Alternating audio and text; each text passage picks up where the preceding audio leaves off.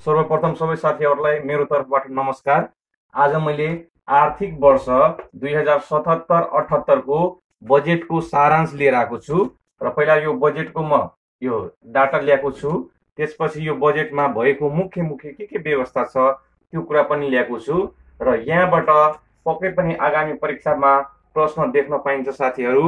यो तपाईको करेन्ट अफेयरमा पनि भयो र अहिलेको जल्दो बल्दो विषय पनि भयो र हाम्रो देशको नेशनल कन्सर्नको विषय भएको कारणले पनि यहाँबाट प्रश्न आउने चान्सेस धेरै हुन्छ र भर्खरै युवराज खतिवटाले हिजो मात्रै 2077 साल जेठ 15 गते बजेट प्रस्तुत गरेको छ र सोही अनुसार मैले त्यहाँबाट टिपेर आज तपाईहरूको लागि यो भिडियो लिएर आएको छु, जुन आगामी परीक्षाको लागि एकदमै उपयोगी हुनेछ। हस्त साथीहरू, अब आजको विषयवस्तुमा प्रवेश गरौँ। यो वर्षको कुल बजेट 14 खर्ब 74 अर्ब 64 करोड रहेको छ। 14 खर्ब 74 अर्ब र 64 करोड रहेको छ। योभन्दा पहिला चाहिँ 15 खर्ब थियो साथीहरू। यो वर्ष चाहिँ बजेट घटेको छ, त्यो चाहिँ याद गर्नु होला। 14 खर्ब 74 अर्ब 64 करोड। अनि कसरी याद गर्ने भन्दाखेरि यो कमन सेन्स लगाउनु होला। यहाँनिर यसमा पनि 4 छ, यहाँ पनि 4 छ, यहाँ पनि 4 छ। 14 खर्ब 74 अर्ब 64 करोड। त्यस्तै चालु तर्फको यसपालिको बजेट 9 खर्ब 48 अर्ब रहेको छ। 9 खर्ब 48 अर्ब रहेको छ। यो टोटल बजेटको 64.4% हुन्छ साथीहरू। त्यस्तै पुँजीगत तर्फ 3 खर्ब 52 अर्ब 91 करोड रहेको छ। यो चाहिँ टोटल बजेटको 23.9% रहेको छ र वित्तीय व्यवस्थातर्फ 1 खर्ब 72 अर्ब रहेको छ। यो चाहिँ टोटल बजेटको 11.7% रहेको छ। यस प्रकार नेपाल सरकारले यो आर्थिक वर्षको बजेट प्रस्तुत गरेको छ र यो बजेट स्रोत व्यवस्थापन कहाँबाट कसरी गरेको छ भन्दाखेरि त्यो पनि मैले ल्याएको छु। यहाँ राजस्वबाट सङ्कलन गरेको 8 खर्ब 89 अर्ब भनेको 89 अर्ब रुपैयाँ चाहिँ राजस्वबाट आएको छ। त्यस्तै वैदेशिक अनुदानबाट 60 अर्ब, यो 60 हो साथीहरू, नझुकिनु होला।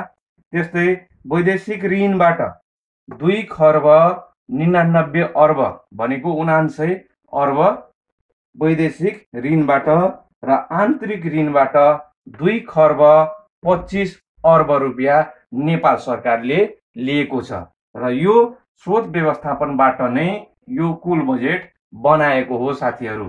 र यो सबै डाटाहरू एकदम लर्न गर्नु होला।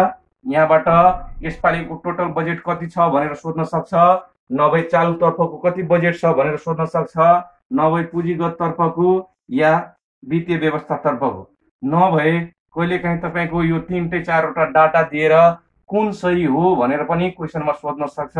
त्यही भएर यो सबै डाटाहरू याद गर्नु होला। यो एकदमै इम्पोर्टेन्ट विषय हो। मैले यो हिजोको बजेट प्रस्तुतिकरणबाट यो सबै टिपेर तपाईहरूको समक्ष ल्याएको छु र यसमा भएको मुख्य मुख्य बुदाहरू पनि ल्याएको छु, त्यो पनि टिप्नु होला। अब चाहिँ म मुख्य बुदाहरू मेन पोइन्ट्सहरू भन्न गइरहेको छु। यसपालिको बजेटको मेन पोइन्ट्स के छ त्यो पनि टिप्नु होला। अब आर्थिक वृद्धि दर,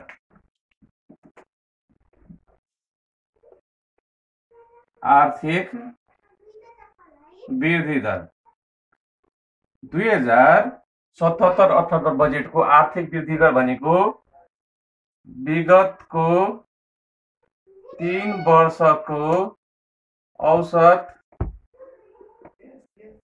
वृद्धि दर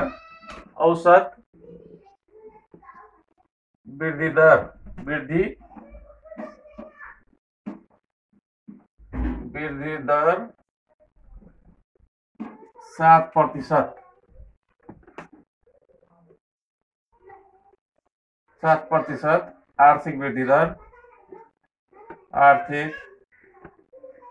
दर हुने लक्ष्य। यो वर्षको विगतको 3 वर्षको औसत वृद्धि दर 7% थियो। त्यही नै यो वर्षको आर्थिक वृद्धि दर हुनेछ साथीहरू। र चालु आर्थिक वर्षको मूल्य वृद्धि, अब चालु आर्थिक वर्षको मूल्य वृद्धि यो चाहिँ 6%, 6%मा सीमित राख्ने, 6%मा सीमित राख्ने नेपाल सरकारको लक्ष्य रहेको छ। त्यसपछि आर्थिक वृद्धि दर, फेरि मैले लेखेँ यहाँ आर्थिक वृद्धि दर कोरोनाको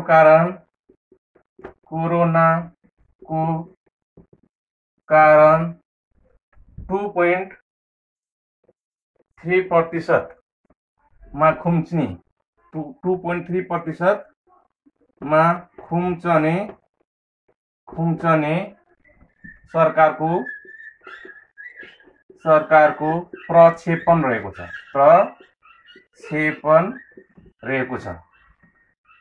2.3% हैन खुम्चन सक्ने नेपाल सरकारको प्रक्षेपण रहेको छ साथीहरू। यो मेन पोइन्ट्सहरु हो। त्यसपछि यो नेपाल सरकारले अब यसपालि हैन स्वास्थ्य क्षेत्रमा विशेष जोड दिएको छ। स्वास्थ्य क्षेत्रमा विशेष जोड दिएको छ र स्वास्थ्य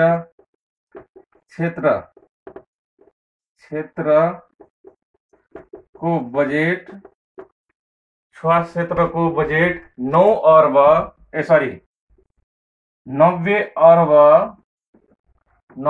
अर्ब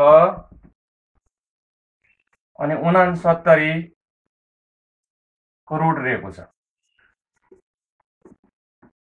90 अर्ब 69 करोड रहेको छ। यो बजेट चाहिँ आगामी बजेटको भन्दा धेरै रहेको छ साथीहरू। अझ मेन पोइन्ट छ हामीसँग, यसलाई म रब गर्दैछु।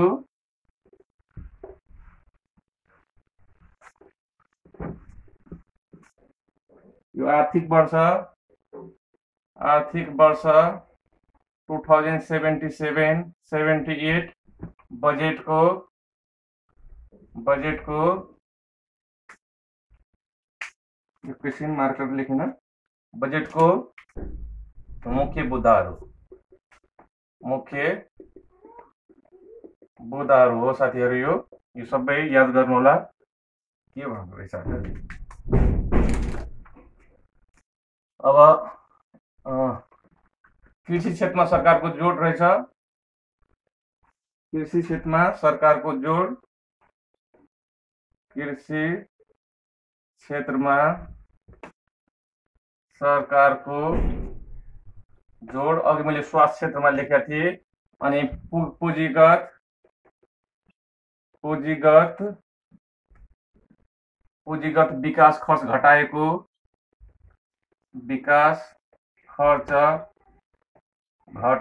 छ यसपालि। त्यसपछि प्रशासनिक खर्चमा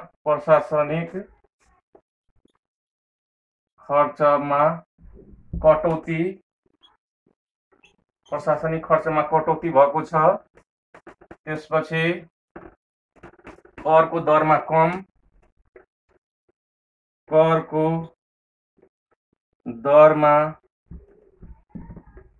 कम र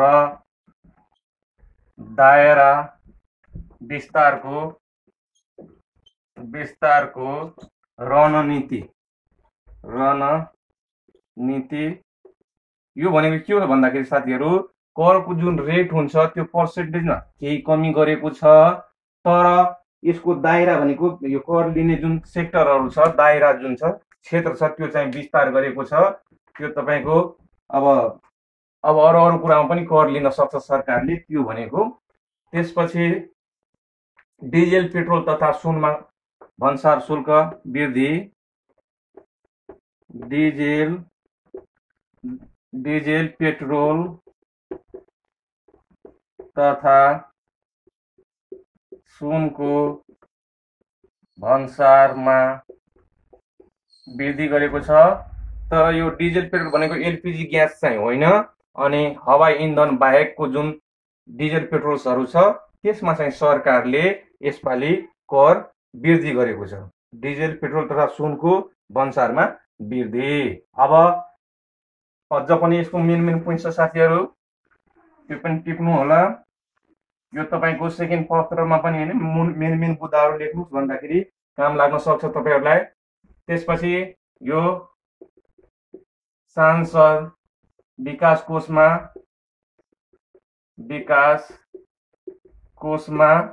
सांसद विकास कोषमा रु 6 अर्ब 60 करोड 6 अर्ब 60 करोड बजेट रहेको छ यसपालि। त्यसपछि खेलकुदको बजेट 1.5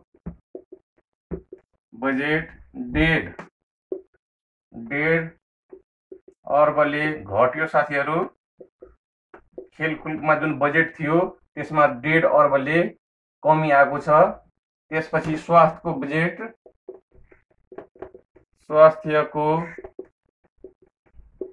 बजेट पूर्वाधार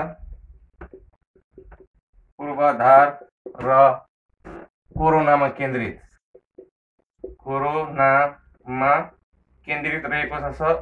रहेको छ। त्यसपछि स्वास्थ्य कर्मीलाई रु 5 लाखको निशुल्क बीमा गरेको छ साथीहरु। यसपालि निशुल्क बीमा, कुनै पनि शुल्क लाग्दैन। त्यसपछि स्थानीय तहमा सबै स्थानीय तहमा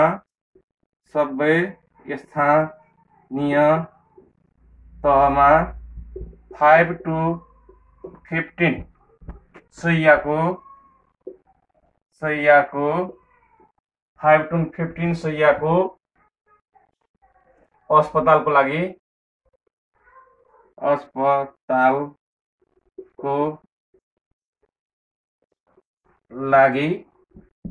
आवश्यक रकम विनियोजन गरिएको छ। यस्तै अन्य विशेषताहरू पनि छ साथीहरू। जस्तै नेपाल सरकारमा काम गर्ने कर्मचारीहरू भयो, त्यसपछि सुरक्षाकर्मी भयो, उनीहरूको पोसाक र जुत्ताहरूको व्यवस्था नेपालमै उत्पादन गरिनुपर्ने। त्यसपछि करको दायराहरू पनि बढाएको, अनि कोरोना विरुद्धको अग्रपन्थीमा खट्ने बाहेक सरकारी कर्मचारीको भत्ता कटौती र अन्य खर्चमा पनि लगाम गरेको छ। त्यसपछि कोरोनाको कारण आर्थिक भइसक्यो यो, अनि प्रशासनिक खर्च कटौती गरेको छ, अनि पुँजीगत विकासको खर्च कमी गरेको छ। यो सबै यसपालिको बजेटको मुख्य बुदाहरू रहेको छ साथीहरू। यो सबै टिप्नु होला, अनि मैले चाहिने जति सबै लेखेको छु यो सबै कण्ठग्रस्त गर्नु होला। यहाँबाट आगामी परीक्षामा तपाईको पक्कै पनि एउटा दुईटा क्वेशन देख्न पाइन्छ। हस् त, यस्तै अन्य भिडियोको लागि तपाईले हाम्रो च्यानल स्मार्ट एजुकेसनल ट्रिकलाई लाइक, सब्स्क्राइब र शेयर गर्नु होला, र केही कतै कमी कमजोरी छ भने कमेन्ट गरेर सहयोग गरिदिनु होला। अनि नमस्ते, आगामी भिडियोमा भेटघाट हुन्छ।